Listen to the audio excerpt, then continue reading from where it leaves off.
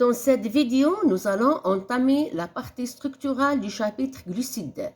Précisément, nous allons faire connaissance avec les constituants des glucides, c'est-à-dire les oses et les osides. Donc, nous allons faire une classification des glucides présentée dans cet organigramme que vous pouvez recharger. Il est en bas dans la boîte de description. Mais avant, une question se pose. Qu'appelle-t-on les glucides? Eh bien, les glucides, ce sont des molécules organiques. Ça veut dire quoi, une molécule organique? Une molécule organique est une molécule constituée des atomes de carbone, d'hydrogène et d'oxygène liés entre eux. Éventuellement, il y a d'autres atomes. Par exemple, regardons ensemble les structures suivantes. On remarque qu'on peut avoir comme autre atome l'atome d'azote N ou bien l'atome de phosphore P. Je rappelle que dans notre corps, précisément dans nos cellules, les glucides sont phosphorylés. La formule chimique générale des glucides, qu'on appelle encore formule brute, est basée sur le modèle CnH2nOn. ON est un chiffre entier représentant le nombre de carbone. Ce nombre de carbone varie de 3 à 9 pour les oses naturelles. Justement, les glucides ont été d'abord appelés hydrates de carbone ou bien carbohydrates. Cette appellation très ancienne est définitivement supprimée, néanmoins utilisée en nutrition. À l'heure actuelle, cette appellation, c'est-à-dire carbohydrate, n'existe pas dans la langue française, mais largement utilisée dans la langue anglaise. Donc, pourquoi cette appellation n'est pas valable pour des glucides? Alors, parce que certains glucides, on vient de le voir, contiennent encore soit des atomes d'azote ou bien des atomes de phosphore P. Les glucides ont été aussi appelés saccharides au sucre. Cette appellation encore n'est plus valable pour les glucides. Pourquoi? Eh bien, certains glucides n'ont pas le goût sucré. Tout le monde dans sa cuisine possède l'amidon. Vous pouvez goûter l'amidon et vous allez remarquer qu'il n'a pas le goût sucré.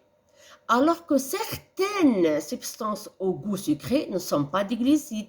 Par exemple, le dipeptide, l'aspartame, je rappelle que c'est un protéide, possède un pouvoir sucrant 200 fois plus élevé que le saccharose, le sucre de table.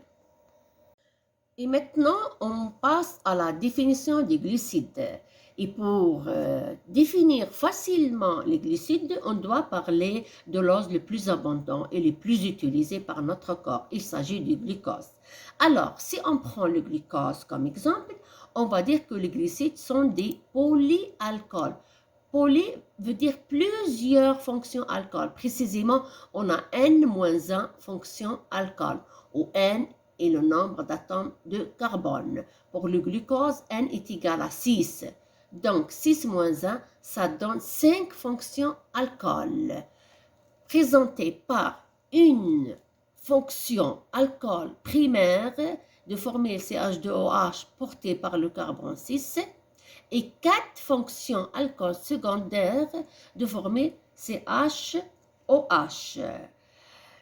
Les glucides présentent aussi une fonction carbonyle qu'on appelle aussi fonction réductrice. Cette fonction réductrice pour le glucose est appelée fonction aldéhydique. Elle est portée par le carbone numéro 1.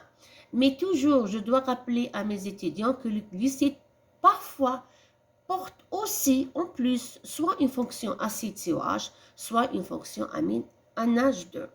Et enfin, nous allons dire que les glucides sont des molécules très hydrophiles. Hydrophile veut dire ils aiment l'eau, ils se lient avec l'eau. Cette affinité pour l'eau est la conséquence de la présence de plusieurs groupements OH, c'est-à-dire de plusieurs fonctions alcool. L'étudiant doit savoir, si on parle de la digestion des glucides, c'est-à-dire le métabolisme qu'on détaillera plus tard, eh bien, les glucides sont répartis en deux types. Les glucides rapides, qu'on appelle encore les glucides simples, et les glucides lents, qu'on appelle les glucides complexes. Ce sont les polysaccharides. Alors, ça veut dire quoi, glucides lents ou bien absorption lente? Eh bien, ça veut dire que notre organisme les absorbe, les utilise lentement, ce qui permet de constituer des réserves. Des réserves de quoi? Et bien sûr, des réserves d'énergie. N'oubliez pas que les glucides constituent notre principale source d'énergie. Et tout le monde sait que dans notre corps, on a deux types de réserves, la réserve musculaire et la réserve hépatique qu'on appelle glycogène. Maintenant, ça veut dire quoi les glucides absorption rapide? Eh bien, ce sont des sucres digérés et utilisés par notre corps rapidement. C'est-à-dire, il faut monter notre glycémie. Ce sont des sucres rapides. En résumé, les glucides lents, la montée du sucre dans le sang est lente et progressive, alors que les glucides rapides, la montée du sucre dans le sang est rapide. C'est pour cela qu'on dit que les glucides lents sont bons pour la santé. Bref, on préfère parler d'aliments à l'index glycémique qu'on détaillera dans une prochaine vidéo. Et maintenant, je reviens à notre classification du glucide. Alors, les glucides sont répartis en oses et en osides. Les oses, ce sont des monomères ou bien des monosaccharides. Mono, ça veut dire une seule unité. Alors que les osides, ce sont des polymères.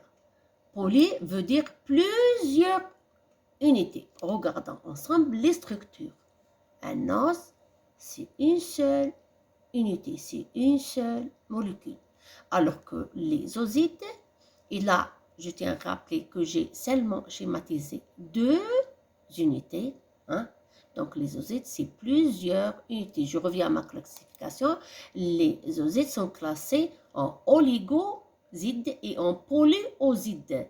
Les polyosides sont appelés aussi glycanes. Alors, les osides sont des molécules hydrolysables. Ça veut dire quoi hydrolysable? C'est-à-dire qu'on peut couper cette liaison. On peut hydrolyser cette liaison et libérer deux unités. Alors que pour les monomères, on ne peut pas hydrolyser. C'est pour cela qu'on dit que les os, ce sont des monosaccharides non hydrolysables. Les oses sont répartis en aldose et leurs dérivés et en cétose et leurs dérivés. Regardons ensemble, c'est quoi un aldose? Un aldose, et toujours moi je prends l'exemple d'un hexose, eh bien, un aldose, qui est présenté ici par le déglycose, possède une fonction aldéhydique portée par le carbone 1, alors qu'un cétose présente une fonction cétonique au niveau du carbone 2. Ça veut dire quoi dérivé d'ose? Regardez un ose. Un ose, c'est un composé ternaire. Ça veut dire quoi ternaire? Ça veut dire qu'il contient seulement 3 atomes. Le carbone, l'hydrogène et l'oxygène.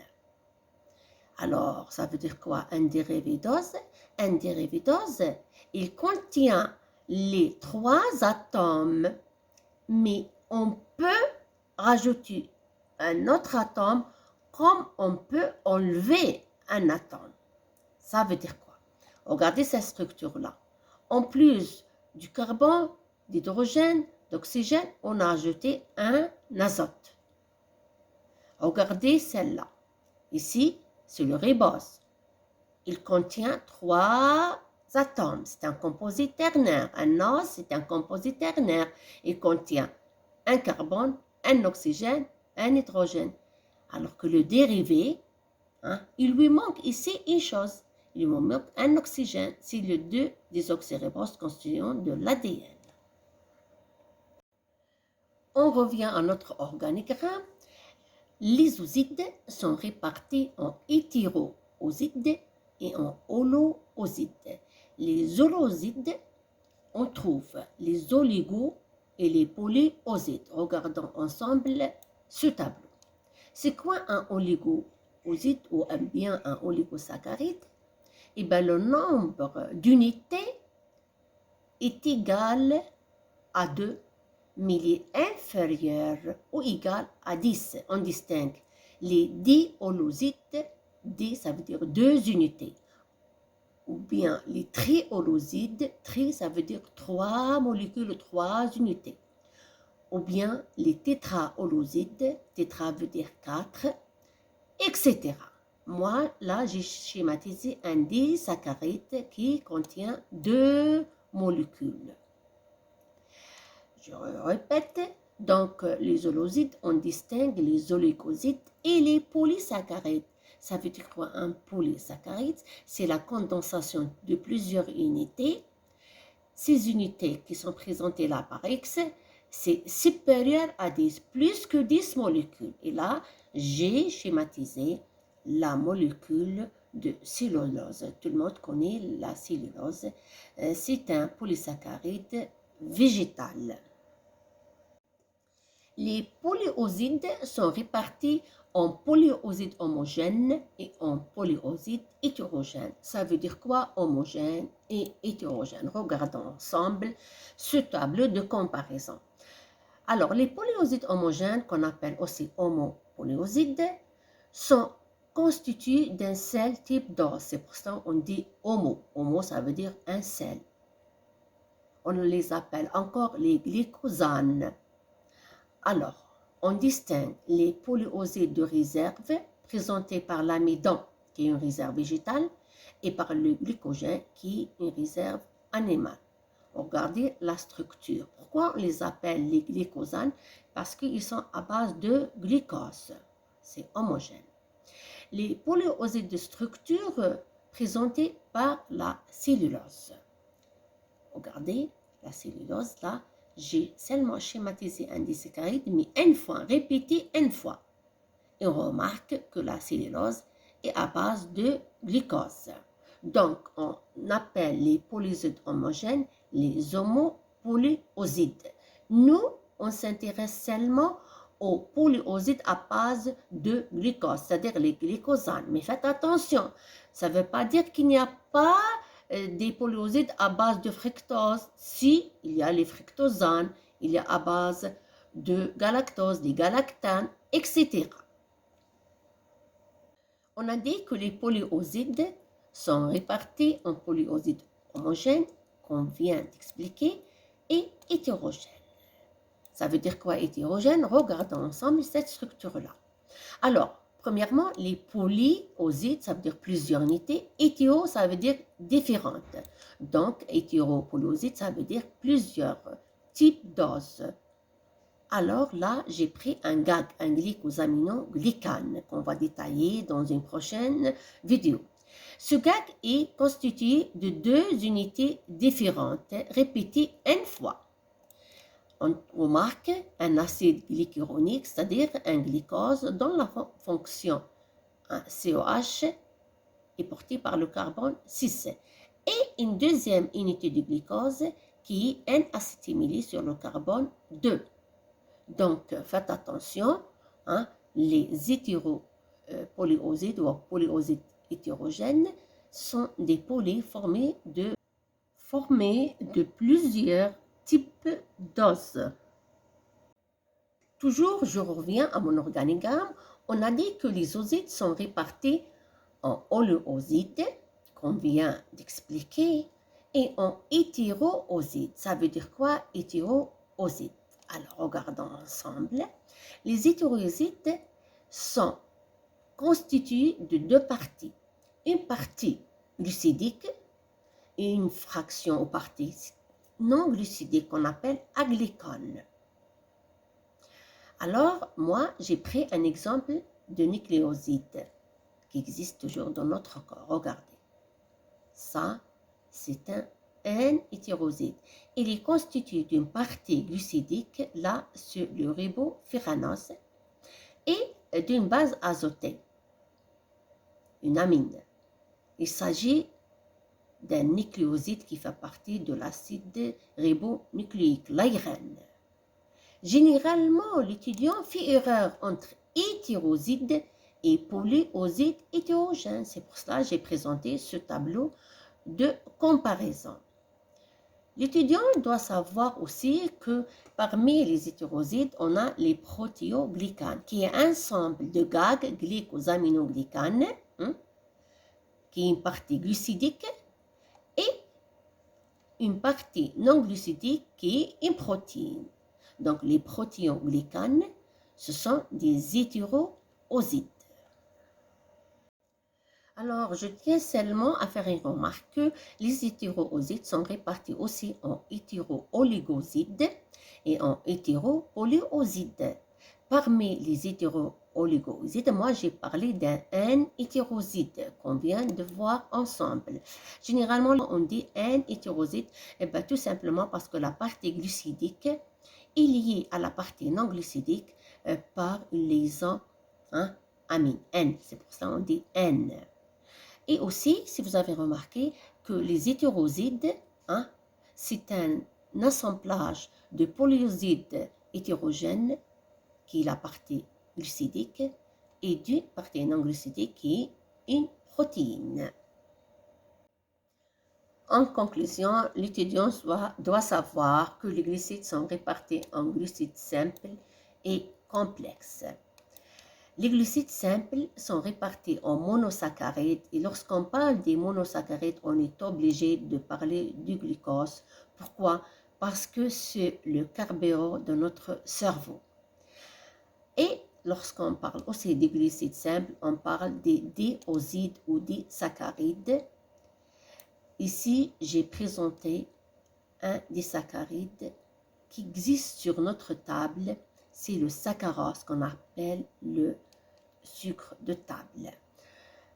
Les glucides simples, on peut les appeler les sucres simples parce qu'ils ont un goût sucré. Alors que les glucides complexes, on ne peut pas dire sucre complexe. Pourquoi? Parce qu'ils n'ont pas le goût sucré. On les appelle les polyosides ou là, les polysaccharides. Ils sont présentés là par le glycogène parce qu'il fait partie de notre corps.